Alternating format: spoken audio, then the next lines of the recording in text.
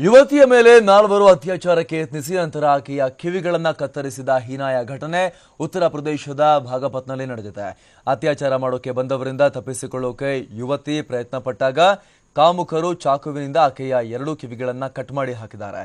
ಇನ್ನು ಆಕೆಗೆ ವೈದ್ಯರು ಚಿಕಿತ್ಸೆಯನ್ನು ಕೊಟ್ಟಿದ್ದಾರೆ. ಈ ಸಂಬಂಧ ಪೊಲೀಸ್ ಸ್ಟೇಷನ್ನಲ್ಲಿ ಪ್ರಕರಣ ದಾಖಲಾಗಿದ್ದು ಆರೋಪಿಗಳಿಗಾಗಿ ಬಲೆ ಬೀಸಲಾಗಿದೆ. ಕಾಮುಕರ ಅಟ್ಟಹಾಸ ದೇಶಾದ್ಯಂತ ಮುಂದುವರೆದಿದೆ. ಉತ್ತರ ಪ್ರದೇಶದ ಭಾಗಪತ್ನಲ್ಲಿ ಆಗಿರುವಂತಹ ಘಟನೆ.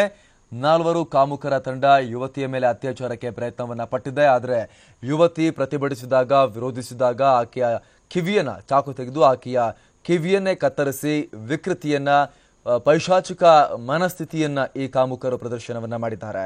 ಇದೀಗ ಕಿವಿಯನ್ನ ಕುಯ್ದು ಗಾಯ ಮಾಡಿಕೊಂಡಿರುವಂತಹ ಯುವತಿಗೆ ವೈದ್ಯರು ಚಿಕಿತ್ಸೆಯನ್ನ ಕೊಟ್ಟಿದ್ದಾರೆ. ಆಕೆಯ ಎರಡೂ ಕಿವಿಗಳಿಗೆ ಬ್ಯಾಂಡೇಜ್ ಅನ್ನು ಹಾಕಲಾಗಿದೆ.